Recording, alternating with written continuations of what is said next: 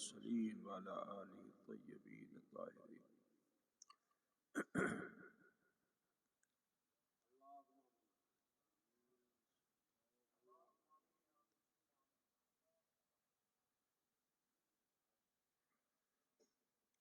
سرورہ شاہ کریمہ دستگیرہ اشرفہ حرمت روح پیمبر یک نظر کن سوئے ماں لی خمسۃ نطفی بہا حر الوباء الحاتمہ المصطفى والمرتضى وابناهما والفاطمہ وصلی اللہ تعالی علی خیر خلقہ ونور عرشہ ومظہر لطفہ محمد وآلہ واصحابہ اجمعین برحمتک یا ارحم الراحمین بحق لا الہ الا اللہ محمد رسول اللہ.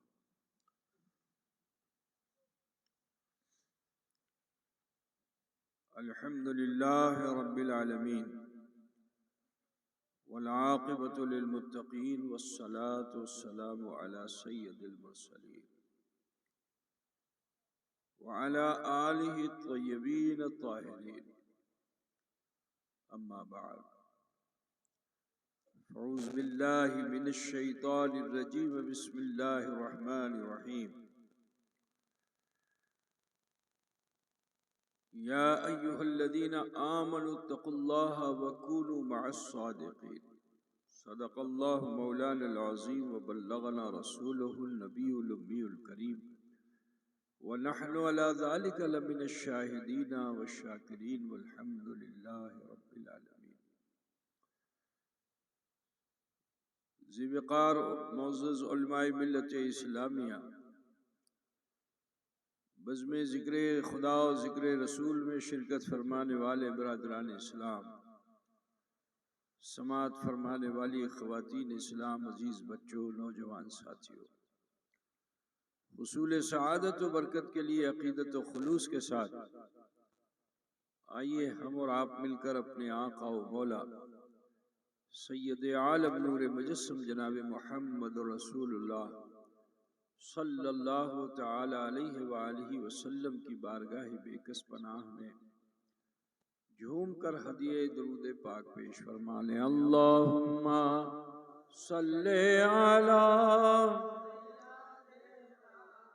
مولانا محمد وعلی آلہ مولانا محمد. اللہم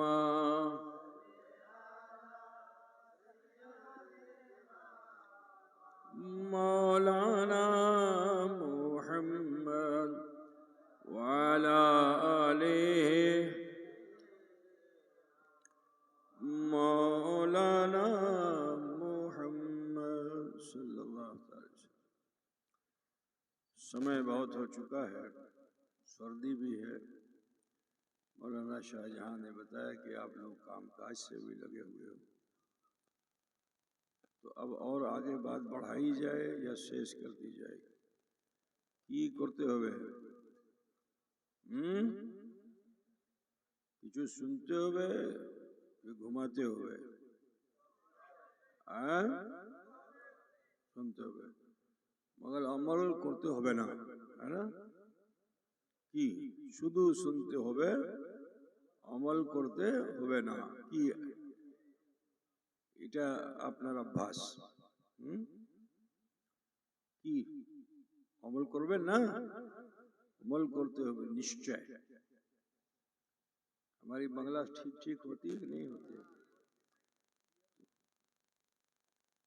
ये आपसे हमारी भालोबासा है. تو اگر چڑیا بھی کسی انسان سے بھالوباسا کر لیتی ہے تو وہ بھی اس کی بولی بولنے لگتی ہے نا. پاکھی بھی اگر بھالوباسا کر لے تو وہ بھی بولنے لگتی ہے. আমি তো মানুষ আছি, না?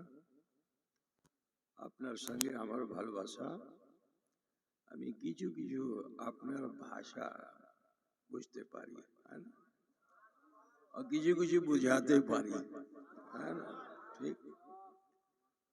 بہرحال اب آپ لوگ سوچو گے کڑیا ٹاڑ والوں کے پیر صاحب سب بنگلہ ہی میں بولیں گے تو এটা হবে না, کیونکہ یہ ہم نے اپنی بھالوباسا دکھائی.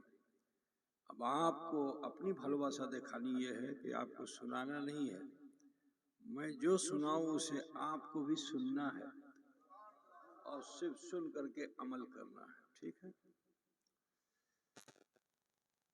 اللہ تعالیٰ ارشاد فرماتا ہے یا ایھا الذین آمنوا اتقوا اللہ وکونوا مع الصادقین. اے ایمان والو اللہ سے ڈرو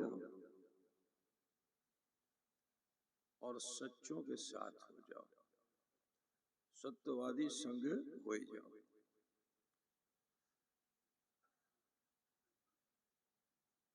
ڈر کیا ہے؟ ایسے ہی سمجھ لو جیسے کوئی بچہ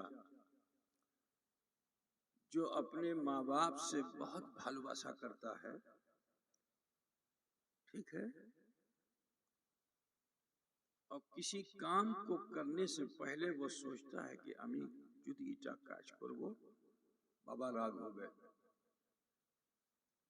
ٹھیک ہے نا؟ بابا کیا اس کی گردن پہ چھری چلاتا ہے؟ کیا سوچتے ہو کہ جدی ایٹا کاج کرو ماں راگ ہو گئے.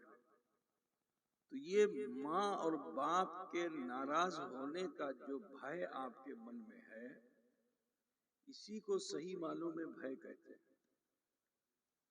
ورنہ سماج میں بہت سے گنڈے بدماش ریوالور لیے اور بندوق لیے کھڑے ہوئے ہیں. بولیے اس سے کسی کو بھے لگتا ہے؟ جو بھے ماں باپ سے لگتا ہے وہ اس سے لگے گا؟ ظاہری طور پہ تو بندوق دے کے کانپ جائے گا وہ, لیکن من میں اس کو وہ اچھا نہیں سمجھے گا. گنڈے بدماش کو کوئی اچھا کہے گا؟ سامنے آئے گا تو اس کی بہت تعریف بھی کرے گا, تمہیں بہت بھالو مانوس ہے, بڑا کاج کچھ, لیکن من میں مر جاتا تو اچھا ہوتا ہے نا. بہت بدماش مانوس ہے نا بھائی؟ ایسا من میں ہوتا ہے کہ نہیں ہوتا ہے؟ تو کوئی مثال نہیں ہے.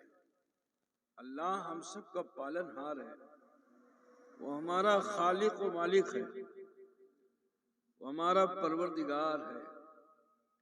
تو اللہ تعالیٰ ارشاد فرماتا ہے اے ایمان والو اللہ سے ڈرو. دوسری جگہ پہ اللہ فرماتا ہے یا ایھا الذین آمنوا اتقوا اللہ حق تقاتہ, جیسا کہ ڈرنے کا حق ہے. ٹھیک؟ تو اس رب العالمین نے ہمیں اس دنیا میں پیدا کیا ہے اس لیے تاکہ ہم اس کے حکم کا پالن کریں. ٹھیک؟ اپنی مرضی پہ چلنے کے لیے نہیں. بس ایک اور مثال دے دیتا ہوں کہ آپ کسی جانور کو, بیل کو, گورو کو لاتے ہیں, گورو بولتے ہیں نا, اور پہلے زمانے میں اس سے کھیتی ہوتی تھی, اور اس کو جو ہے بیل کو جو ہے بیل گاڑی میں بھی لگا دیا جاتا تھا. لگاتے تھے نا, گورو گاڑی ہوتی تھی نا. ہم لوگ تو بیٹھ کے تم لوگوں کے گاؤں آ چکے ہیں الحمدللہ, بہت گورو گاڑی میں بیٹھے ہیں. ایک بات مجھے بتائیے کہ جو سدھا ہوا گورو تھا اس زمانے میں, اس کو مارنے کی ضرورت پڑتی تھی؟ اس کو مارنے کی ضرورت نہیں پڑتی تھی. وہ بیلوان کے اشارے کو سمجھتا تھا. ہاتھ میں رسی ہے, ایسے کر دیا تو دہنے مڑ جاتا تھا, ایسے کر دیا تو بائیں مڑ جاتا تھا.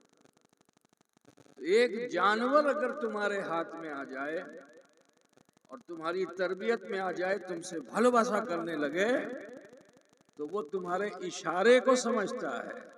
ذرا سوچو کہ اس رب العالمین نے تمہیں اس دنیا میں پیدا کیا, ہر کشٹ میں تجھے بچایا. تم دنیا میں آئے ہو آسانی سے نہیں آئے ہو. ذرا سوچئے کہ باپ کے صلب میں پڑے ہوئے تھے ایک کیٹانو کی صورت میں, ٹھیک ہے، بڑی غلاظت اور گندگی میں تھے،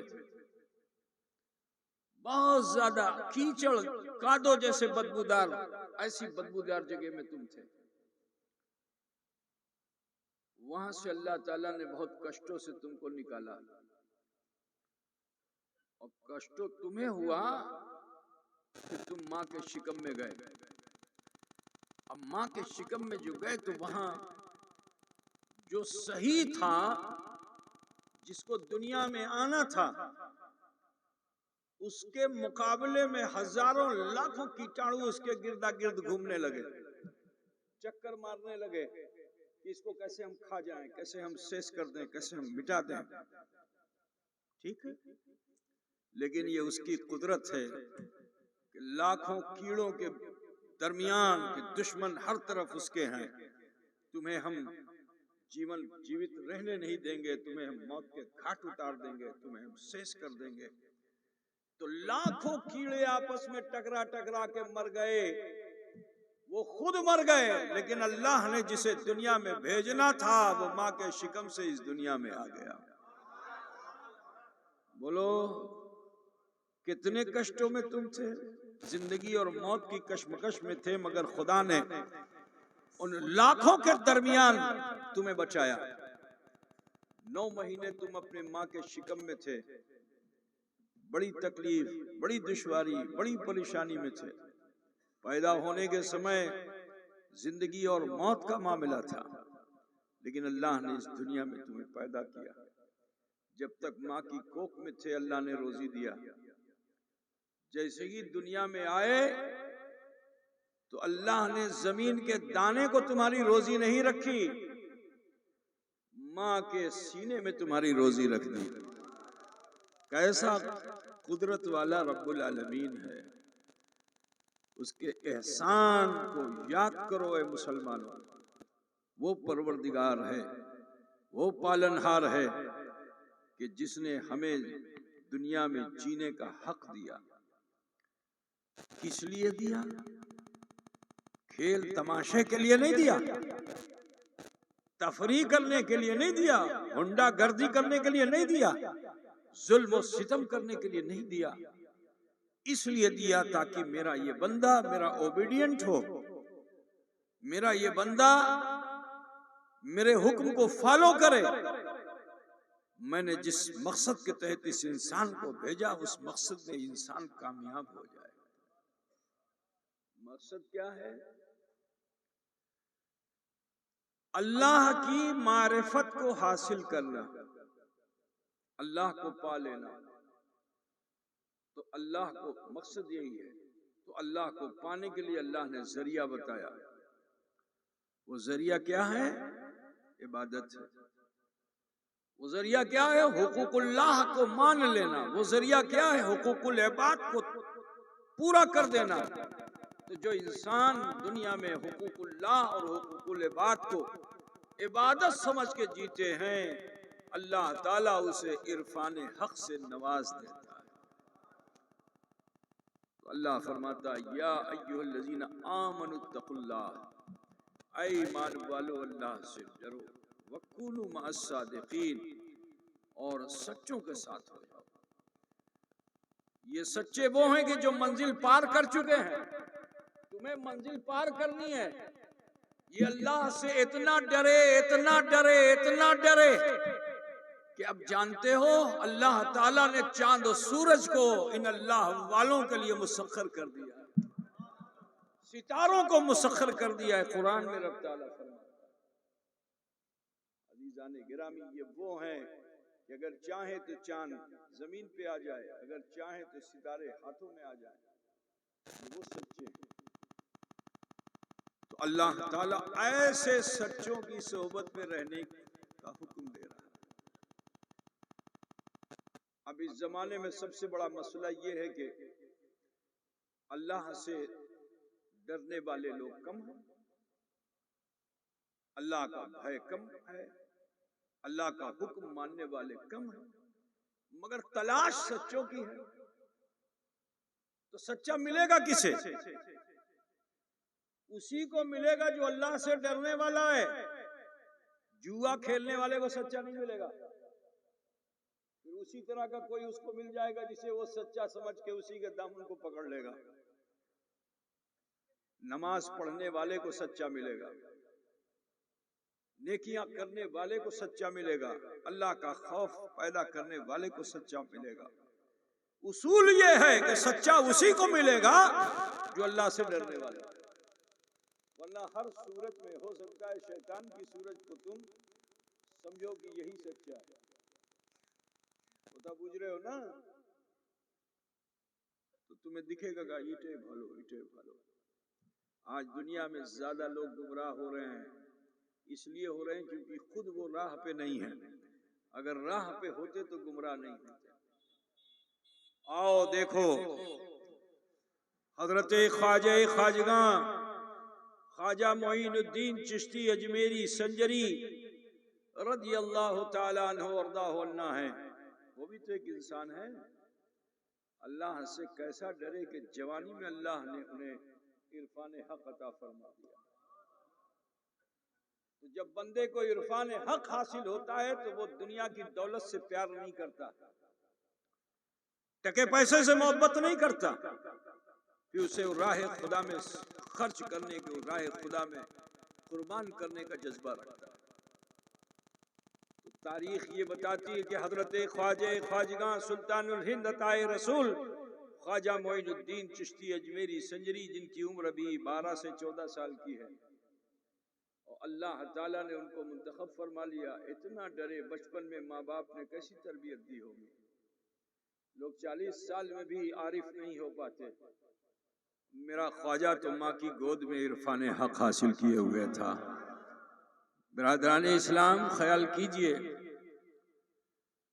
آپ کے والد کا انتقال ہو چکا تھا، ماں تھی، آپ کے پاس انگور کا بہت بڑا باغان تھا۔ انگور بوجھتے ہو کہ نہیں تم لوگ؟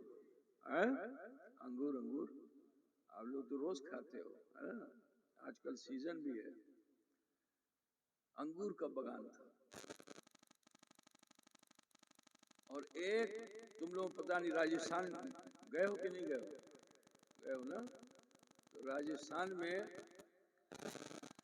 ایک ضلع ہے پرتاپ گڑھ، گجرات میں سوراشٹر کے علاقے میں بھوج میں، اگر ہاں ادھر گئے ہوگا دیکھا ہوگا پنکھا بجلی، کون سی بجلی؟ بڑا بڑا پنکھا لگا ہوا ہے، اس سے بجلی پیدا کی جاتی ہے۔ ٹھیک ہے، جیسے تمہارے وہاں فرقہ بیراج ہے، یہاں پہ تھرمل پاور ہے، ادھر چلے جاؤ بنگال میں تو واٹر سے بنتے ہیں، ایگرو الیکٹرک ہے نا۔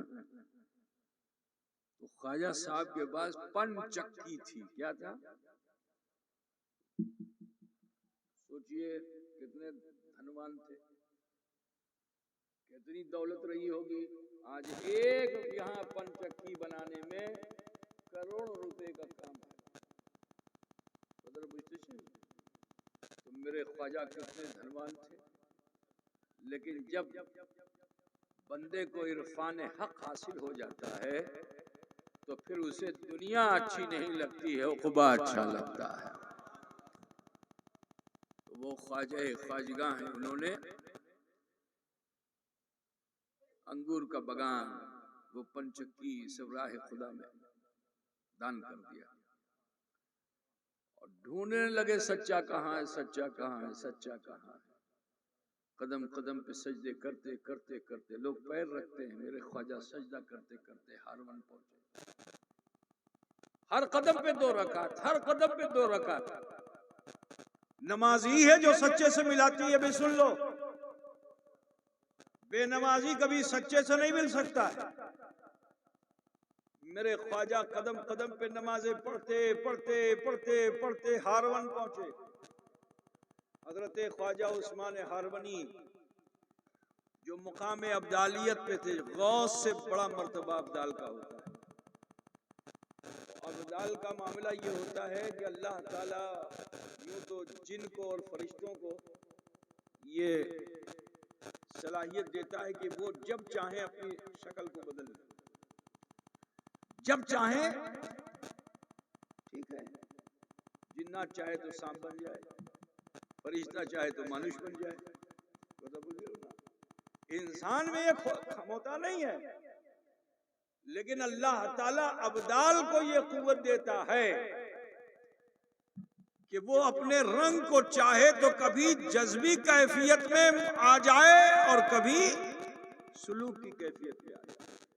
تو حضرت عثمان ہارونی وہ تھے کہ جن پہ جذب و سلوک کا غلبہ ہوتا تھا، شکلیں بدلتی رہتی تھی. کبھی دیکھو تو بالکل لگے فقیر، کبھی دیکھو تو بادشاہ، کبھی دیکھو تو چہرہ مزمحل ہے، کبھی دیکھو تو ایسا لگے کہ جیسے سورج چہرے پہ آ گیا. ایسی آلو ایسی روشنی مقام ابدالیت پہ تھے حضرت خواجہ عثمان ہارونی. مل گئے، اب جو سچا ملا تو ساری دنیا کو چھوڑ کر صرف اسی سچے کے پیچھے پیچھے چلنے لگے، سیوا کرنے لگے. سیوا کیا تھی کہ اپنے مرشد کے حکم پر آپ ان کے لیے چائے بناتے تھے. کیا بناتے تھے؟ قہوہ بناتے تھے. تو اس زمانے میں تو گیس تھا نہیں کہ ٹک کیا اور لائٹ جل گئی، ہے نا، فلیم آ گیا اور چائے بن گئی. نہیں، آگ کو بچا کے رکھنا پڑتا تھا. تو حضرت خواجگاہ معین الدین چشتی سر پہ انگیٹھی رکھ کر کے چلتے تھے، آگ کو بچا کے چلتے تھے. کہ پیر صاحب تو بولیں گے نہیں کہ ہمیں چائے کھاؤ، بات سمجھے نا. وہ پیر جو اپنی مرضی اپنی خواہش بیان کر دے وہ پیر ہو نہیں سکتا. کتڑے بجتے سے نا بابا جدی کہا ہمیں مرغا کھاو تو سمجھ لو کہ بس معاملہ گڑبڑ ہے. ٹھیک ہے، اگر وہ کہہ دے کہ ابھی بھالو بستر پہ گھماو بس سمجھ لو کہ گڑبڑ ہے. بات سمجھے نا. پیر وہ ہوتا ہے جو نفس کشی کر کے تمہارا پیر بنتا ہے. ٹھیک ہے. تکلیف آرام سب سہتا ہے، بولتا نہیں اپنے لیے نہیں بولتا ہے. تو میرے خواجہ عثمان ہارونی کبھی اپنی خواہش کا اظہار ہی نہیں کرتے تھے کہ ہمیں جل کھاو کہ ہمیں چائے کھاو کہ ہمیں کھوا دوا کاربو کی کربو نہ. لیکن مرید با اخلاص میں حضرت خواجہ معین الدین کہ وہ مزاج شناس تھے، جب دیکھ لیتے کہ ان پہ جلال کی کیفیت آنے والی ہے فوراً قہوہ تیار کر کے شیخ کی بارگاہ میں پیش کر دیتے. شیخ بھی تھوڑا سا لیتے اور پھر حضرت خواجہ خواجگاہی کو لوٹا دیتے. کدا بجھ رہے ہو کہ بند کر دیں بھائی؟ جی بول بین تو ہمیں بندوں کو نہیں دیبو. ہماری بھی طبیعت ٹھیک نہیں چل رہی ہے تو آرام دے دو گے تو اچھا ہوگا. ٹھیک دیوے بولو نہیں دے گا، آرام دے گا تو پھر تو پیر صاحب ہم نہیں رہیں گے نا. ہم اپنی مرضی کا آرام مانگ لیں گے تو ہم پیر صاحب نہیں رہیں گے تو کیسے ہوگا بتاؤ. جیون کشٹوں کا ہی اچھا ہے، دنیا میں آرام یہ اچھا نہیں ہے. حضور محدث اعظم ہند فرماتے ہیں، کیا ہے وہ شعر؟ ذہن سے نکل گیا.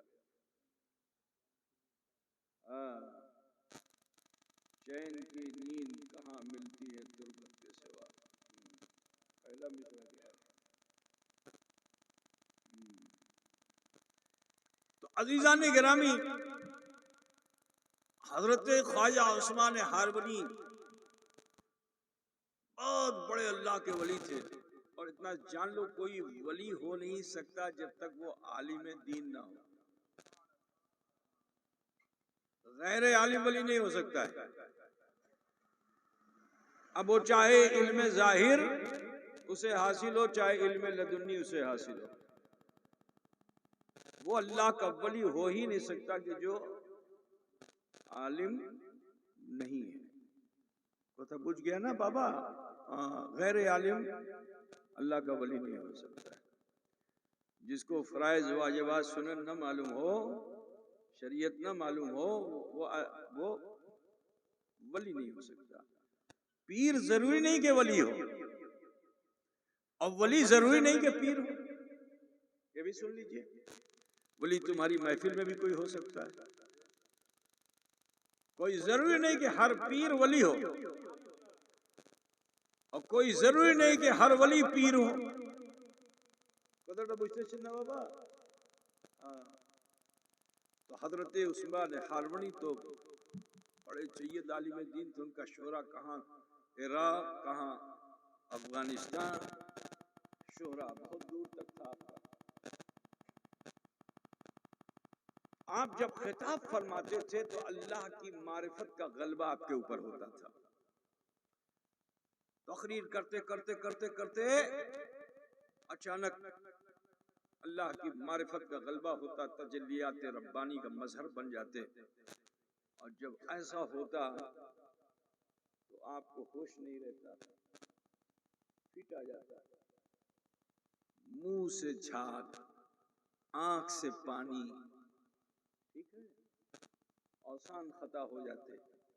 اب جتنے فائدہ حاصل کرنے والے مرید ہوتے تو سب بھاگ جاتے ہیں، پھر صاحب اس حال میں تو پیشاب پیخانہ ہو گیا، کون کرے گا سوا، بھاگ جاتے ہیں۔ ایک نہیں ٹکتے، مگر حضرت خواجہ خواجگاں اپنے مرشد کی سیوا میں لگے رہتے۔ وَقُولُوا مَعَ الصَّادِقِينَ، سچوں کے ساتھ ہو جاؤ۔ جب حضرت عثمان ہارونی کو ہوش آتا تو فرماتے کہ جب ساری دنیا چلی گئی تو کیوں ٹھہرا ہے، تو بھی چلا جا۔ تو جب یہ جلال کی کیفیت آپ دیکھتے تو فوراً پشت پہ چلے جاتے اور قہوہ بناتے، اور قہوہ بنا کے دھیرے سے حضرت کی بارگاہ میں پیش کر دیتے۔ حضرت کچھ دو چار سپ لیتے اور اس کے بعد پھر خواجہ صاحب۔ یہ کیا تھا؟ وہ قہوہ تھا یا جامع معرفت تھا؟ وہ قہوہ نہیں، وہ تو جامع معرفت تھا۔ عزیزو، 12 سال اسی طرح اپنے مرشد کی سیوا کرتے کرتے کرتے، اور آپ ایک جگہ ٹھہرتے نہیں تھے، یہاں تبلیغ، وہاں تبلیغ، وہاں تبلیغ، وہاں تبلیغ کرتے کرتے حتیٰ کہ حج کا زمانہ آ گیا تو مکہ چلے گئے، حج بھی کر لیا۔ جب حج مکمل ہو گیا تو دیکھو دوسری چیز سن لو، چاہے جتنا بڑا عالم ہو، مفتی ہو، علامہ ہو، اگر وہ عاشق رسول نہیں ہے تو اللہ کا ولی نہیں ہو سکتا ہے۔ یہ بھی سن لیے۔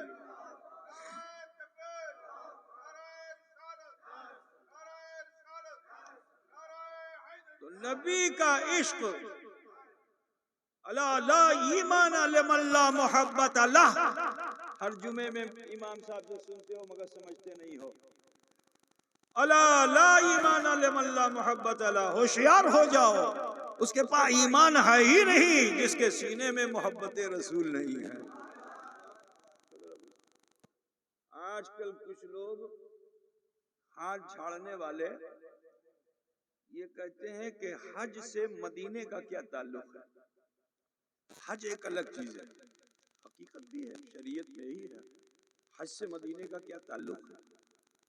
مدینے والے خود ہی حج کرنے کے لیے آتے ہیں، تو یہ ضروری تو نہیں ہے۔ وہ کہتے کیا ہے، ضروری نہیں ہے کہ حج کیا تو ہم مدینے جائیں،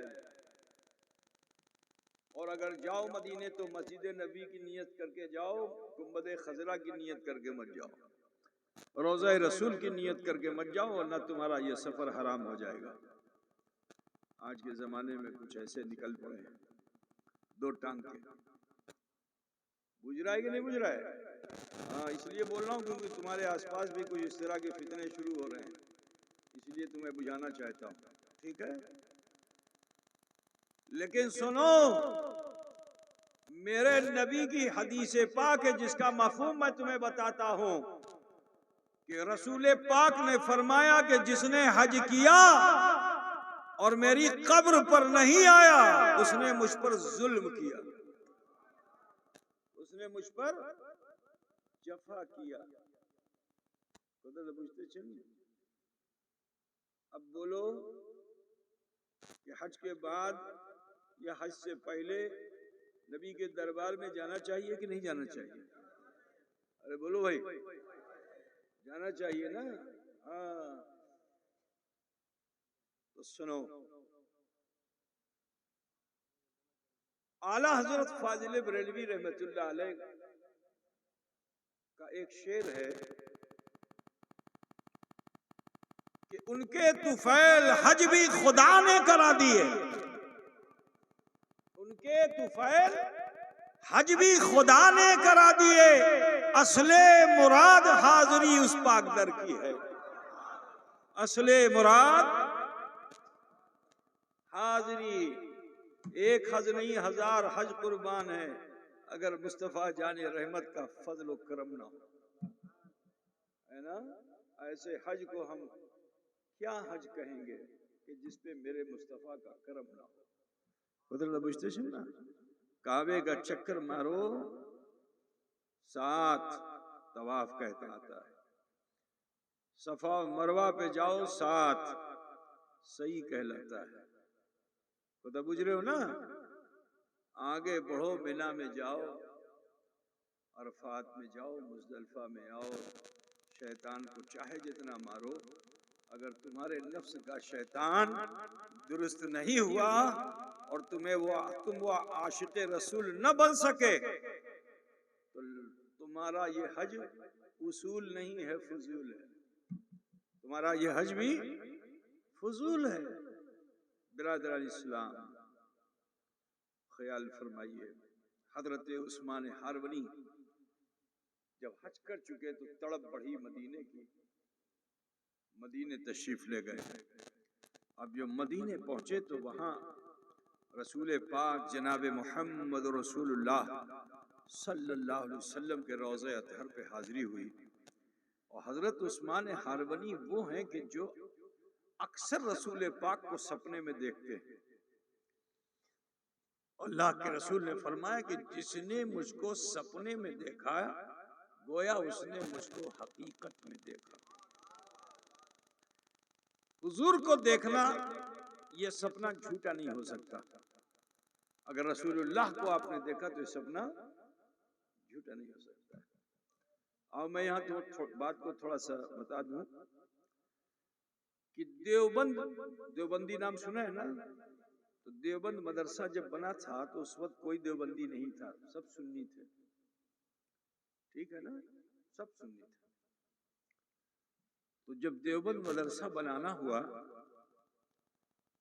تو وہاں کے جو بانی تھے قاسم نانوتوی صاحب، یہ بیمار پڑ گئے۔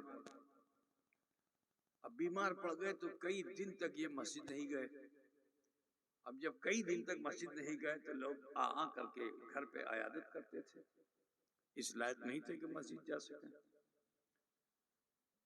اور سارے مقتدی پریشان تھے، دعا کرتے تھے حضرت ٹھیک ہو جائیں، حضرت ٹھیک ہو جائیں۔ حضرت کے پیچھے نماز پڑھنے میں بہت اچھا لگتا تھا، ٹھیک ہے۔ اب بیماری تھی کہ بڑھتی چلی جا رہی تھی، تو یہ ان کا بیان ہے جو میں بیان کر رہا ہوں، میرا بیان نہیں، یہ ان کا بیان ہے جو میں بیان کر رہا ہوں، ٹھیک۔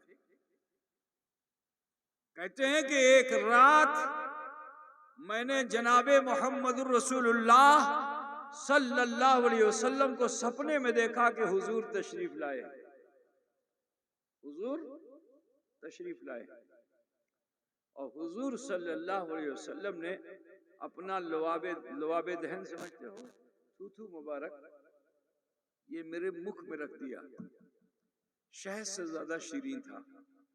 کہتے ہیں میری شہد سے زیادہ شیریں تھا، اسی وقت میری بیماری دور ہو گئی۔ پھر رسول پاک صلی اللہ علیہ وسلم فرماتے ہیں کہ اے قاسم، ہند میں کفر و شرک بہت بڑھ رہا ہے، بدعات بہت عام ہو رہی ہیں، تو لہٰذا ایک مدرسے کا قیام کرو۔ تو میں نے عرض کیا کہ حضور میرے پاس تو کچھ نہیں، ایک چھوٹا سا گھر ہے، مکان ہے، اسی میں میں رہتا ہوں، میرے پاس تو کچھ نہیں ہے، کیسے مدرسہ قائم کروں؟ اللہ کے رسول نے فرمایا ارے وہ زمین جس پہ تم کوڑا کرکٹ ڈالتے ہو تم لوگ جمع کرتے ہو نا، دیکھا میں نے گاؤں کے کنارے کوڑا کرکٹ گوبر سوبر یہ سب ڈالتے ہو، کیا بولتے ہو اس کو؟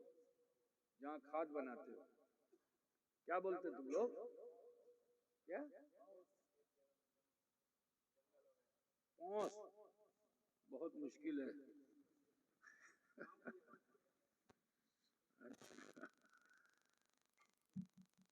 کعبہ اسی پہ بناؤ. پھر وہ فرماتے ہیں کہ اللہ کے رسول آگے آگے اور پیچھے پیچھے میں. اس جگہ پہ میں گیا، انہوں نے اپنی چھڑی مبارک سے، اس سے چھڑی مبارک سے جو حضور کا عصائے پاک تھا اس سے آپ نے نشان کیا اور فرمایا یہاں دیکھو درسگاہ بنانا، یہاں دارالاقامہ بنانا، بس یہی بناؤ. اتنا فرمانا تھا کہ میری آنکھ کھل گئی. فجر کا وقت تھا، صحت بھی ہو چکی تھی تو مسجد گیا، نماز پڑھائی. اور اس کے بعد لوگوں سے میں نے کہا کہ لوگوں آج میں نے ایسا ایسا سپنا دیکھا ہے، چلو رسول اللہ نے نشان کیا تو باقی ہوگا، چل کے ہم دیکھتے ہیں. اب جو گئے تو دیکھتے کیا ہیں، اسی پوسٹ پہ اسکیچ کیا ہوا ہے، زمین پہ چینا پارا ہوا ہے. یہ کون بول رہا ہے؟ دیوبندیوں کا امام بول رہا ہے، قاسم نانوتوی صاحب بول رہے. اس وقت وہ دیوبندی نہیں تھے، سنی تھے. ٹھیک ہے، سنی سلسلے سے تھے، سنی تھے. اس وقت اختلاف نہیں تھا کون وہابی ہے کون سنی ہے کون دیوبندی ہے، سب اہل سنت والجماعت سے تھے یا شیعہ تھے ہندوستان میں. تو بتانا یہ چاہتا ہوں کہ پھر بعد میں انہوں نے ہی کہا کہ جس کہ حاضر و ناظر جو ہے وہ رسول اللہ نہیں ہے، رسول اللہ صرف اپنی قبر میں حیات میں ہیں. ٹھیک، اور وہ حاضر و ناظر نہیں ہے، وہ کہیں جا نہیں سکتے. تو بولو تضاد ہوا کہ نہیں ہوا؟ ایک طرف کہتے ہیں چینا پارا ہوا ہے، دوسری طرف کہتے ہیں آستے پروینا. تو بولو ستو کہ متھو؟ تو متھو کون ہوگا؟ چینا پارا ہوا ہے ایٹا ستو، ٹھیک ہے، لیکن وہ بولیں کہ آستے پارے نا ایٹا، بولا بجھ گیا کہ نہیں بجھ گیا؟ میرے نبی وہ ہیں، فرماتے ہیں میں دو عالم کو ایسے دیکھتا ہوں جیسے ہتھیلی پر رائی گدانا. تو میرے نبی اگر چاہیں تو اپنی قبر انور سے سارے عالم کو دیکھ لیں، اور میرے نبی کی روح کو اللہ تعالیٰ نے مقید نہیں رکھا ہے بلکہ حضور کی روح کو آپ کے جسم اطہر میں رکھ دیا. چاہیں تو وہیں سے نظارہ کر لیں اور چاہیں تو ہماری محفلوں میں بھی آ جائیں. ہے نا بھائی؟ ارے جب مردے کے پاس جا سکتے ہیں تو زندے کے پاس نہیں آ سکتے. بولو تم مرو گے تو قبر میں آئیں گے کہ نہیں؟ یہ عقیدہ ہے نا. تمہیں موربین تو نبی آشمین کی آشمینا. تو جب نبی قبر میں آ سکتے ہیں تو بولو تمہاری خبر لینے نہیں آ سکتے؟ آ سکتے ہیں نا. تو جو ہندوستان آ سکتے ہیں تو عاشق رسول اگر چوکھٹ پہ پہنچ جائے تو کیا وہاں اپنا جلوہ نہیں دکھا سکتے؟ نگاہ چاہیے، نگاہ. اندھے کو سورج دکھائی دے گا، اندھے کو سوریو نہیں دکھائی دے گا. پہلے اپنی آنکھ میں عشق مصطفیٰ کی عینک لگا لو. جب عشق مصطفیٰ کی کا چشمہ لگا لو گے تو تصویر محمد نہیں تنویر محمد کو دیکھو.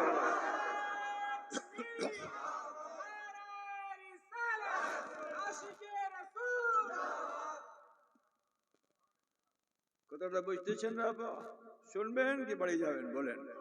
শুনবেন? যদি বলবেন কি আমি শুনবো না তো আমি শোনাবো না, ٹھیک ہے. ابھی تھوڑا من کچھ ہوا ہے ٹھیک، ورنہ آج دن بھر ہماری طبیعت صحیح نہیں تھی، بہت زیادہ طبیعت خراب تھی. بہرحال میں ان لوگوں کو کہ جو میرے کمرے کے پاس آئے، میں نے جو کبھی نہیں کیا آج مجھے کرنا پڑ گیا اپنی طبیعت کی وجہ سے، تو اس کے لیے میں چھما چاہتا ہوں. ہے نا؟ آدمی کو فی الحال سوچنا بھی چاہیے کس موڈ میں ہے، اس کو فوراً سمجھ لینا چاہیے. آپ لوگوں کو بھی، انسان میں بھی ہوں، مجھے دکھ ہوا کہ کچھ لوگوں کو میں نے واپس کر دیا، نہیں ملنے دیا، ٹھیک ہے؟ یہ مجھے آج بہت افسوس ہے اس چیز کا، طبیعت خراب تھی میری۔ دعا کیجئے کہ اللہ تعالیٰ روح و صحت رکھے اور مزاج بہتر رکھے، ہے نا؟ کیونکہ میں اسی لیے آیا ہوں، نہ ملنے کے لیے نہیں آیا ہوں، میں ہر چھوٹے بڑے سے ملنے ہی کے لیے آیا ہوں، ہے نا؟ میرا مقصد ہی یہی ہے، گھر سے نکلا نہیں آرام کرنے کے لیے، میرا مقصد ہی یہی ہے کہ لوگ جس آستھا کے ساتھ میرے پاس آ رہے ہیں میں ویسا نہیں ہوں، لیکن وہ میرے پاس اس آستھا کے ساتھ آ رہے ہیں تو ہو سکتا ہے کہ یہاں آنے پہ اللہ کی رحمت اس پہ برس جائے۔ ہم جگنو نگنو، لیکن تم نسبت دیکھ کے آتے ہو بھالوباسا کے ساتھ، تو انشاءاللہ تعالی میں دعا کروں نہ کروں، پیار کروں چاہے ڈانٹ دوں، فائدے ہی میں رہو گے، نقصان میں نہیں رہو گے۔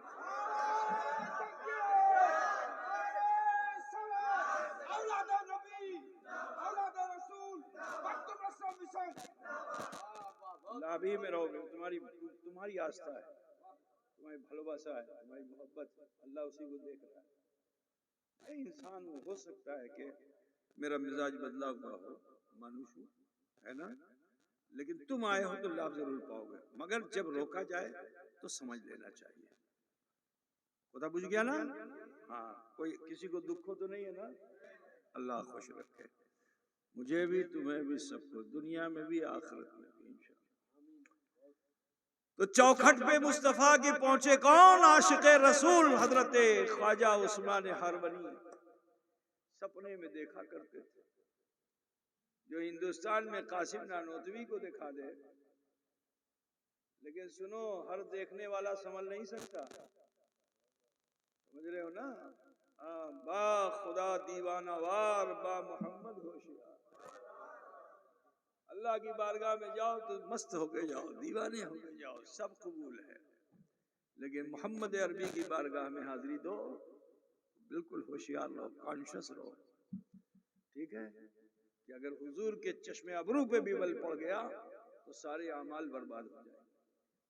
وہاں وہی ہوا دیوبند میں، ورنہ وہ سب بڑے جید عالم بھی تھے، بہت بڑے مفتی بھی تھے، علامہ بھی تھے، لیکن مصطفیٰ کے چشم ابرو پر بل پڑ گیا ان کے جملوں سے تو اللہ نے ان کے ایمان کو ان سے چھین لیا۔ پتہ نہ بوجھتے شن بابا، تو ایمان کی حفاظت کیجئے، اپنے عقیدے کو بچانا ہے تو سچے عاشق رسول بنیے۔ سنو میرے بھائی،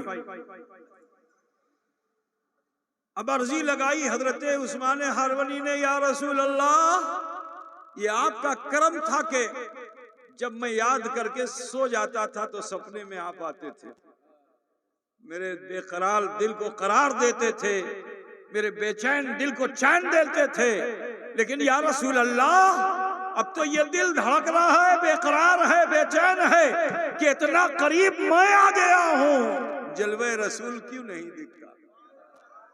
اے اللہ کے رسول، آپ تو مالک و مختار ہیں، کرم فرما دیجئے، اپنی زیارت کرا دیجئے۔ ابھی دل میں یہ ارمان لے کے کھڑے ہی تھے کہ اچانک رسول پاک صلی اللہ علیہ وسلم کو بنفس نفیس حضرت عثمان ہرونی نے دیکھا۔ اب جو دیکھا تو کیفیت چھا گئی، مست ہو گئے، حال آ گیا، رقص کرنے لگے، رسول پاک کے قدموں پہ گر پڑے۔ اللہ کے رسول نے اٹھایا، فرمایا عثمان آیا ہے تو لایا کیا ہے؟ اب حضرت عثمان ہرونی چنتت ہو گئی، یا اللہ امی کی پیش کربو، امی کی پیش کربو، یہ تو اللہ کے خزانے کی کنجی اپنے پاس رکھتے ہیں، نعمتیں بانٹنے پہ آ جائیں تو منشی رحمت پیچھے پیچھے چلتا ہے کہ نعمتیں بانٹتا جس سمت وہ ذیشان گیا، ساتھ ہی منشی رحمت کا قلم امی کی نظر کربو، امی کی ہدیہ پیش کربو کہ حضور راضی ہو گئے۔ نبی نے فرمایا آیت اللہ کیا ہے؟ اچانک اتنے دنوں میں یاد نہیں آئی تھی، آگے بھی تھے، پیچھے بھی تھے، دائیں بھی تھے، بائیں بھی تھے، اسی کو کہتے ہیں نظروں میں آنا۔ کسی سچے کی نظروں میں آنا، اور نظر میں آنے کے لیے نگاہ سے نگاہ ملانے سے نظر میں نہیں آئے گا، دل سے دل جب ملتا ہے تو نظر میں آتا ہے۔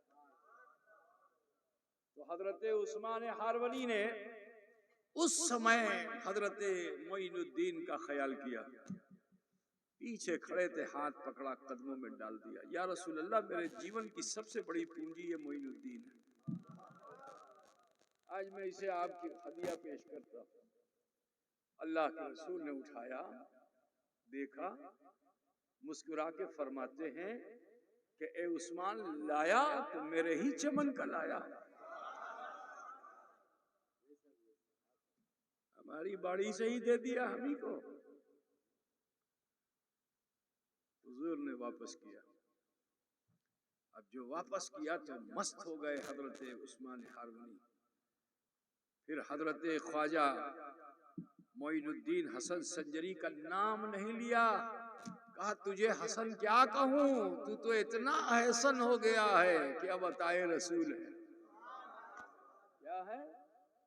عطائے رسول ہے۔ آج کل لوگ خلافت کے لیے پیچھے پیچھے بھاگتے ہیں، یہ پیر صاحب خلافت دیتے ہیں، وہ پیر صاحب خلافت دیتے ہیں، ہم بھی پیر طریقت ہو جائیں۔ آج کل بہت سے لوگ ہیں جن کے نام کے ساتھ پیر طریقت لگا ہوا، دیکھے گا۔ خدا بولو سچ ہے کہ نہیں؟ جھوٹ بول رہا ہوں میں؟ جس کو دیکھو وہی پیر طریقت۔ خلافت مل گئی، صحبت کبھی حاصل نہیں کی پیر صاحب کی، خلافت مل گئی تو خلافت نہیں ہوتی ہے، وہ آفت ہوتی ہے۔ کیا ہوتی ہے؟ خالی آفت ہوتی ہے۔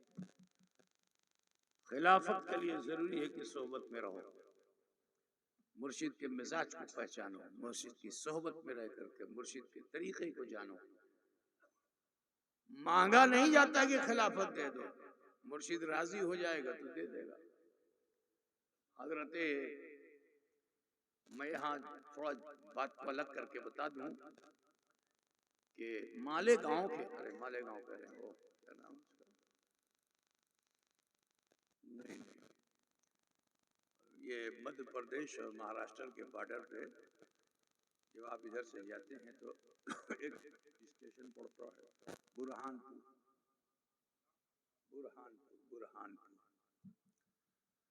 تو برہان پور کے ایک صاحب تھے جو میرے پردادا کے مرید تھے، اعلیٰ حضرت شفیع میاں کے، بڑی سیوا کرتے تھے، بڑی سیوا، اور بہت شکھت نہیں تھے، زیادہ پڑھے لکھے نہیں تھے، مگر حضرت کی خدمت میں رہتے تھے۔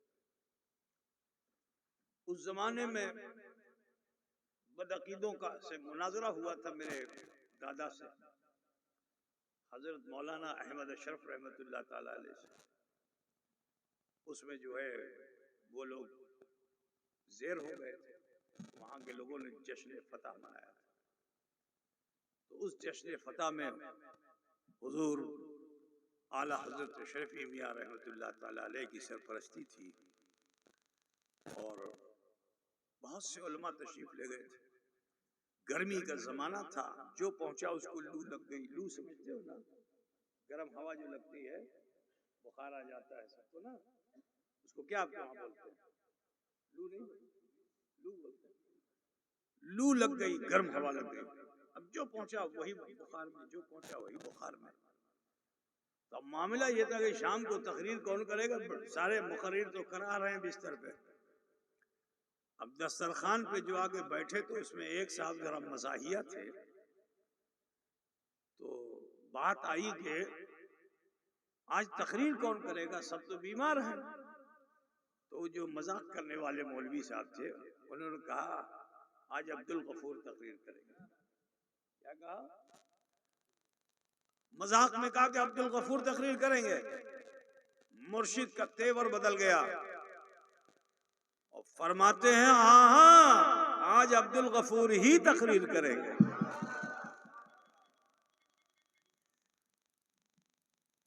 سہم گئے لوگ، خاموشی سے سب نے جو کچھ کھانا پینا تھا کھایا، اپنی اپنی جگہ پہ جا کے لیٹ گئے۔ جب جلسے کا ٹائم آیا تو حضرت پان کھاتے تھے اس زمانے میں، تو منہ سے ڈلی نکالا، عبدالغفور سے کہا اس کو منہ میں رکھ لو۔ ولی کی ڈلی تھی. ولی کی ڈلی میں بڑی تاثیر ہے. ٹھیک ہے, وہ علی شاہ قلندر دے دیں تو 10 عورتیں آئیں 9 حاملہ ہو جائیں. ایک عورت ڈلی کو پتھر کے نیچے ڈال کے چلی جائے, سب بچے لے کے آئے, وہ خالی خالی آئے تو پوچھ رہے حضرت کہ تیرا بچہ کہاں ہے؟ کہا حضور ہوا نہیں. کیا نادانی کرتے ہو, میری ڈلی کھائی تھی کہ نہیں کھائی تھی؟ تو کہا حضور میں نے اس کو پتھر کے نیچے ڈال دیا تھا. کہا اچھا جا پتھر پلٹ. اب جو پتھر پلٹا تو وہاں دیکھا بچہ موجود. یہ حضرت علی شاہ قلندر. ہوتا بوجھ رہے ہو نا, ولی کی ڈلی میں بڑی تاثیر ہوتی ہے. اب صاحب اس کو لے لیا منہ میں اور اسٹیج پہ چلے گئے. اب جو تقریر کرنا شروع کیا تو ایسے ایسے علمی نکات, ایسے ایسے علمی نکات کے علماء مفتیان کرام حیرت زدہ انگشت بدندہ ہیں. یہ الہام ہو رہا ہے کیا؟ تو جو بستر پہ لیٹے ہوئے تھے اٹھ اٹھ کر اسٹیج پہ پہنچ گئے. 3.5 گھنٹہ تقریر کیا انہوں نے.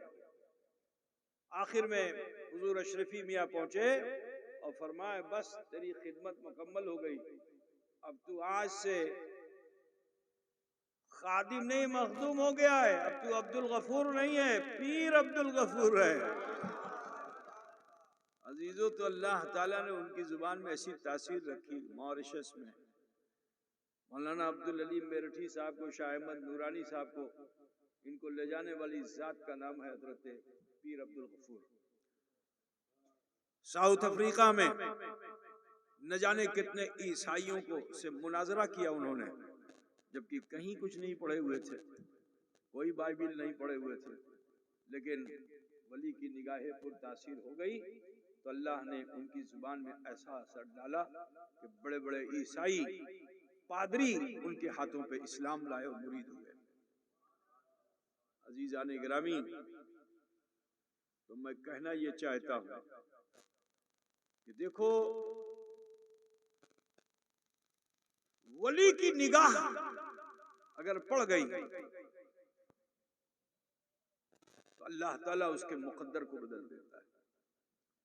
وہ ایک شعر بہت مشہور ہے, نگاہ ولی میں وہ تاثیر دیکھی, بدلتی ہزاروں کی تقدیر دیکھی, ہے نا جی.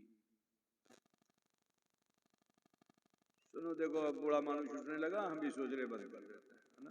جاؤ تمہارے لیے چھٹی ہے, تم ہی جاؤ. سنو خیال فرمائیے, اس سیوا کے بعد تاج و تلق دے دیا. آج کل خلافت میں تو نہ جانے کیا کیا دیتے لیتے ہیں, ہے نا, کچھ لیتے ہیں کچھ دیتے ہیں, آدان پردان ہوتا رہتا ہے. لیکن وہ کیسی خلافت تھی کہ جس میں اپنی گدڑی تو دیا, خرقہ شریف دیا, لیکن ساتھ میں مصلی بھی دیا, اور چوکی دی, چوکی نماز پڑھنے کی جگہ. اب جاؤ, تمہارا ستارہ روشن ہو چکا ہے, مبلغ اسلام تم ہو, نائب رسول بن کر ہندوستان پہنچو. اب مدینے سے حضرت خواجہ معین الدین شیخ کا حکم پا کر ہندوستان کی طرف چلے. اب ادھر وہ ستارہ جو آسمان میں چمکا تھا, ہندوستان کے جوتشیوں نے بھی اسے دیکھ لیا. جوتش ودیا کے ودوان ہوتے ہیں, جوتش سمجھتے ہو نہیں تم لوگ؟ نہیں سمجھتے؟ تمہارے وہاں مالدہ میں تو بہت دیکھو, جا کے کچہری میں سب بیٹھا رہتا ہے, انگوٹھی دیتا ہے, فلاں دیتا ہے, آنکڑا بناتا ہے, بہت کچہری میں بیٹھے رہتے ہیں نا, جوتش ودیا کے ودوان. انہوں نے دیکھا کہ صاحب 12 نچھتر ہیں, یہ 13واں کہاں سے آ گیا؟ نچھتر تو 12 ہی ہوتے ہیں, یہ 13 کیسے آ گیا؟ تو ایک نے دوسرے کو دکھایا, دوسرے نے تیسرے کو دکھایا, سب اب زائچہ بنا رہے ہیں, آنکڑا بنا رہے ہیں. فٹ ہی نہیں ہو رہا ہے, فٹ ہی نہیں ہو رہا ہے, یہ ایسا ہے, فٹ ہی نہیں ہو رہا ہے کسی جگہ پہ کہ کہیں تو مل جائے, زحل اور عطارد مل جائے, مریخ اور کیا نام ہے، جو بھی نام ہے نا، مل جائے، نہیں مل رہا ہے۔ اب جو پھر اور غور کیا اس ستارے میں تو وہاں ایک صورت نظر آ رہی ہے، گدڑی پہنے ہوئے ہے، ہاتھ میں ایک لمبا سا عصا ہے، چہرے پہ بڑا نور ہے۔ تو یہ سارے جوتش ودیا کے ودوان بھیبھیت ہو گئے۔ اب جو انہوں نے اپنی جوتشی سے آنکڑا ملایا تو دیکھتے کیا ہے کہ یہ تو ہمارے راجا کے لیے مصیبت ہے، ہمارا راجا اس سے بچ نہیں سکتا، یہ اگر بھارت میں آ گیا تو نہ پرتھوی رہے گی اس کی، نہ اس کا راج رہے گا۔ کتھا بوجھ رہے ہو نا، نہ پرتھوی رہے گی نہ راج رہے گا۔ مگر مسئلہ یہ ہے کہ راجا کو ایسی بات سنائے گا کون؟ اگر ناراض ہو گیا تو گردن کٹوا دے گا۔ اب سارے جوشی پریشان کی کرتے ہوئے راجا کو بتاتے ہوئے جدی بتاو نا تو مانوش آسبے سب ایسے ہی سو جاوے۔ راجا کو بتانا آسان نہیں ہوتا ہے۔ راجا کا ایک ہاتھی تھا، سنو ان لوگوں کی ایک کتاب ہے، اس کا نام ہے پنچ تنتر، دنیا میں سب سے زیادہ ٹرانسلیٹ ہونے والی کتاب کا نام ہے پنچ تنتر، جانتے ہو نا؟ اس میں ایک واقعہ ہے، راجا کا ایک ہاتھی تھا، وہ بیمار ہو گیا اور راجا نے اپنی حکومت میں حکم دے دیا تھا کہ روزانہ اس کی خبر مجھے لا کے دو، ہاتھی کیسا ہے، ہاتھی کیسا ہے، ہاتھی کیسا ہے۔ تو لوگ آ کر کے اچھی خبر سناتے تھے، انعام ملتا تھا، اور حکم یہ تھا کہ جدی تم نے کہہ دیا کہ ہاتھی مر گیا، گردن سے سر تمہارا کاٹ دیا جائے گا۔ اب کس کی ہمت ہے کہ جو کہے کہ ہاتھی مر گیا؟ ہوا یہی کہ ہاتھی مر گیا۔ اب جو ہاتھی مر گیا تو سب چنتا میں ہوئے کہ راجا کو اگر آج خبر نہیں دی تو پورے سماج کو مروا دے گا، یہ بتانا تو ہوگا ہی یہ ہاتھی مر گیا، اور جو بتانے جائے گا اس کو مار دیا جائے گا۔ کیا کیا جائے؟ تو جانتے ہو ایک بڑا ودوان آدمی تھا، اس نے کہا چنتا مت کرو، آمی جاؤ، آمی جاؤ، زیادہ سے زیادہ وہ ہماری گردن کاٹ دے گا، کوئی بتا آمی جاؤ۔ اب ودوان آدمی آیا راجا کے پاس، کیا خبر لائے ہو؟ کہا راجا آج ہاتھی بڑی گہری نیند میں سو رہا ہے۔ کیا کہا؟ ہاتھی بڑی گہری نیند میں سو رہا ہے، نہ کان پھڑپھڑاتا ہے، نہ آنکھ کھولتا ہے، نہ سونڈ اٹھاتا ہے، نہ پیر ہلاتا ہے، نہ پونچھ اس کی ہلتی ہے، بہت گہری نیند میں سو گیا ہے۔ تو راجا کہتا ہے کیا ہاتھی مر گیا؟ تو کہا راجا ایچا آمی بولتے پارو نا، ایچا آمی بولتے پارو نا، قدر پوچھتے چھے نا، راجا ایسے ہوتے ہیں۔ اب پرتھوی راج بھی بڑا بھینکر راجا تھا، ظالم و جابر راجا تھا، کون جاتا اپنی جان دینے کے لیے بات کہنے؟ سارے جوشیوں نے مل کر یہ طے کیا کہ راجا کی اماں بھی جوشیا ہے، چلو اس کو بھی کان بھرتے ہیں کہ تم بھی ذرا سا اپنے سائچہ نکال کے دیکھو یہ کیا ہے۔ اب خیر رانی کے پاس گئے، مہارانی کے پاس گئے اور جا کے کہا مہارانی ایک سمسیا ہے۔ کیا سمسیا ہے؟ کہا آج تک ہم لوگ 12 ستاروں سے ہی چال چلاتے تھے، لیکن یہ 13واں ستارہ وہ دیکھے نکلا ہوا ہے، اور ذرا غور کیجئے کہ اس میں ایک چھبی دکھائی دے رہی ہے۔ تو راجا کی جو ماں تھی نا وہ آرٹسٹ بھی تھی، اسکیچ کرتی تھی۔ تو جوشیوں نے کہا کہ مہارانی یہ اگر آ گیا تو دیش بچے گا نہیں، ملک شیش ہو جائے گا، تو ایسا کیجئے کہ اس کی چھبی آپ بنا دیجئے، کیونکہ آپ کو اسکیچ کرنا بھی آتا ہے، اور پھر راجا سے پرمیشن لے کے ہم اس کی فوٹو کو پورے ہندوستان میں لگوا دیں گے اور اعلان کر دیں گے کہ جو کوئی بھی اس کی خبر دے گا اس کو یہ انعام دے گا، جو باندھ کے لائے گا اس کو یہ انعام دے گا، جو دیا جائے گا، جو قتل کر کے لائے گا، گردن کاٹ کے لائے گا، اس کو یہ انعام دیا جائے گا۔ رانی مہارانی نے بھی دیکھا اور دیکھ کر کے جو تصویر وہاں بنی ہوئی تھی ستارے میں، اس نے جلدی جلدی جلدی جلدی جلدی جلدی اسکیچ کیا، پینٹ کیا، چھوی بن کے تیار۔ اب کہا ہے مہارانی یہ بات آپ ہی بتائیے، آپ ماں ہیں، ہم لوگ بتائیں گے نہ جانے راجا خوش ہوگا کہ لا۔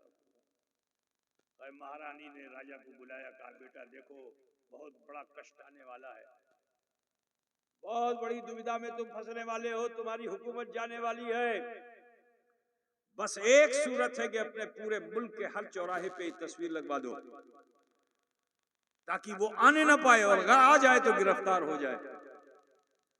راجا نے اچھا ایسی بات ہے، فوراً ہی اس کی کاپی کی گئی، کاپی اب پورے ملک کے ہر چوراہے پر نصب کر دیا گیا۔ اب ہر چوراہے پہ جب نصب کر دیا گیا، وہاں ایک سپاہی تلوار لے کر کے گھوڑے پہ سوار ہو کر لوگوں کا مجمع جمع کر کے تصویر دکھاتا ہے اور کہتا ہے جدی خبر دیبے تو اتنا ٹکا پیسہ پاوے، اتنا انعام پاوے، تو زمین دھرتی پاوے، سب کچھ۔ وہ یہ بیان کر رہا تو ادھر میرے خواجہ مدینے سے چلتے چلتے درہ خیبر سے گزر کر ہندوستان کی سرزمین پر تشریف لائے۔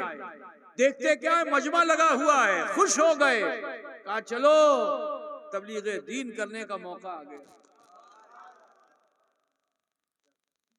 مگر سب کی صورت تو شکل، جو لوگ کھڑے تھے وہ پیٹھ ادھر گھوڑے کی طرف، جو گھوڑے پہ بیٹھا ہوا تو اپنی تلوار کو فوٹو پہ لگاتا ہے، کہا دیکھو اے متن مانوش ہو گئے، جیسے ہی چینو اتی شگر خبر کرو اٹا انعام پاوے، جدی گرفتار کر لو گے تو یہ انعام ملے گا، قتل کر دو گے تو یہ انعام ملے گا۔ وہ ابھی بول رہا تھا کہ خواجہ صاحب مجمع کو چیرتے چیرتے چیرتے بالکل اس گھوڑے کے پاس پہنچ گئے۔ اب اس نے تلوار سے دکھایا اور اس کے بعد پھر مجمع کی طرف جو دیکھا تو دیکھ کے حیرت زدہ ہو گیا کہ ادھر تصویر ہے اور ادھر ذات پرتنویر ہے، وہاں تصویر ہے یہاں ذات پرتنویر ہے۔ اس گھوڑے والے پر ایسی ہیبت طاری ہوئی کہ اپنی تلوار کو ہاتھ سے چھوڑا، ابھی اس کی جھنکار بھی ختم نہ ہوئی کہ وہ گھوڑے سے گر کر قدموں پہ گرا اور پڑھ لیا کلمہ لا الہ الا اللہ محمد رسول اللہ۔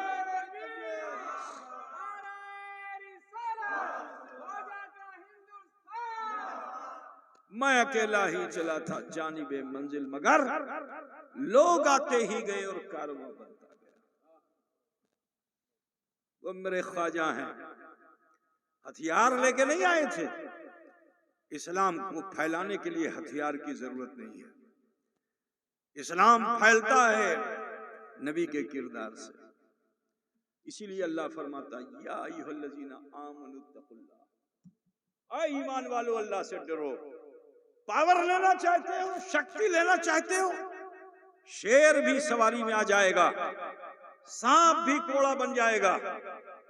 شکتیمان ہونا چاہتے ہو، کسی ایٹم بم کی ضرورت نہیں مسلمانوں، پرہیزگار ہو جاؤ، اللہ سے ڈرنے والے ہو جاؤ اور ستیہوادی کے ساتھ رہو، ان کی فوج میں آ جاؤ جہاں ہتھیار نہیں ہے، جہاں گولہ نہیں ہے، جہاں بم نہیں ہے، جہاں دم کی تعلیم دی جائے۔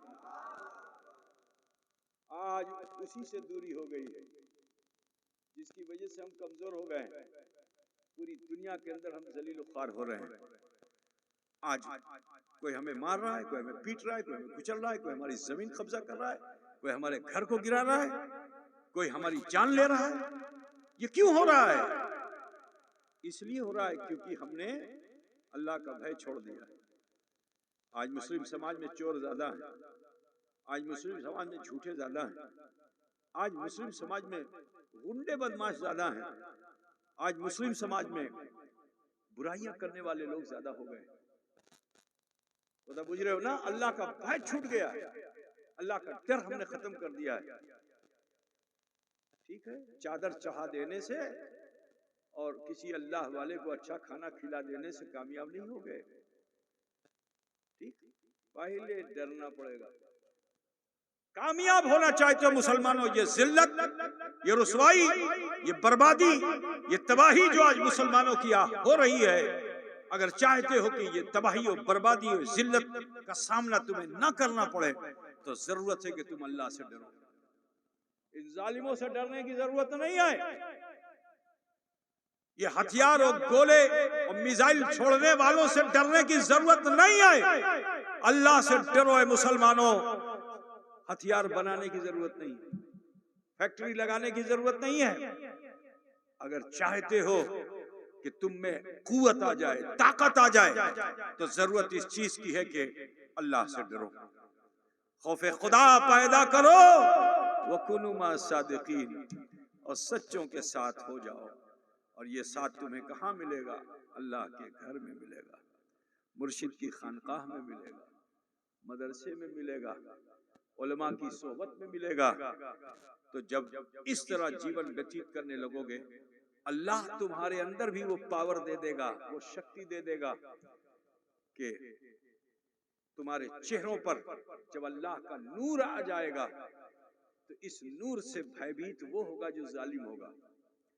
جو ظالم ہوگا وہ تمہارے چہروں سے بھیبیت ہوگا, ڈرے گا, اور یا تو منہ پھیر کے بھاگ جائے گا, اور ورنہ اگر زیادہ دیکھ لے گا تو خود مسلمان ہو جائے گا, خود وہ کلمہ پڑھ لے گا.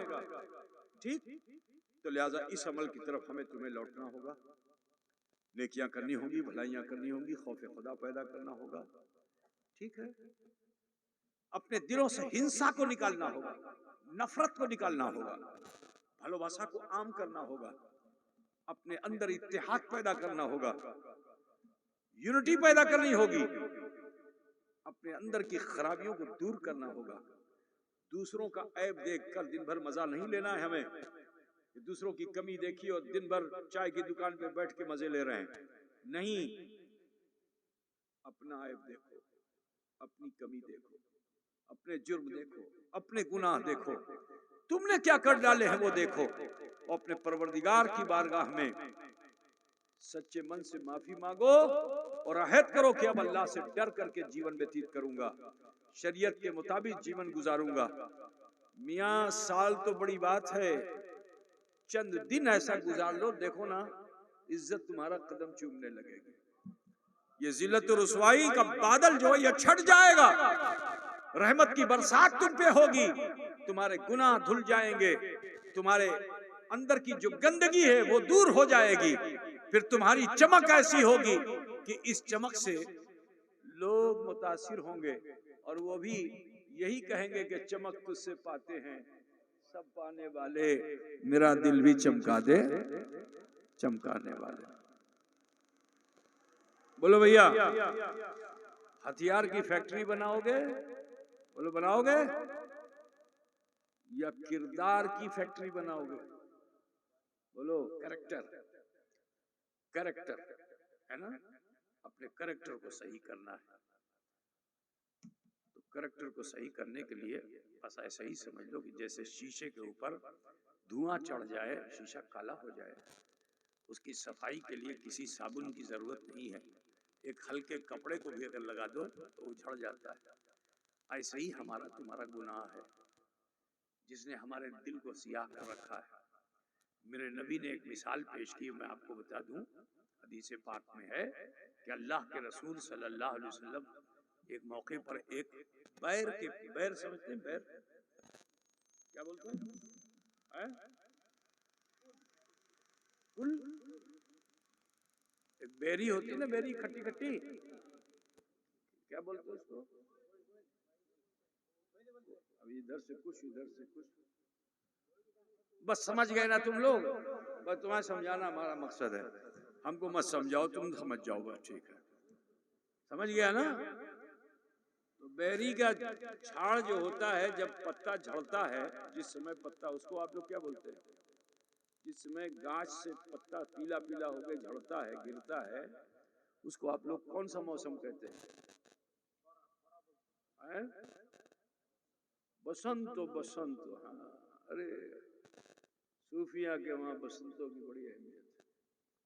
ابھی بسنتوں آئے گا تو محبوب الہی کے وہاں جائیے, دیکھیے صاحب, سرسوں جب اپنا پھول دیتی ہے, پیلی پیلی سرسوں آتی ہے نا, بسنت بہار, پتا جھڑتا ہے، نیا پتا نکلتا ہے، اس کو کیا بولتے ہیں؟ بسنت بہار. تو بہر پہ بھی بسنت آتی ہے.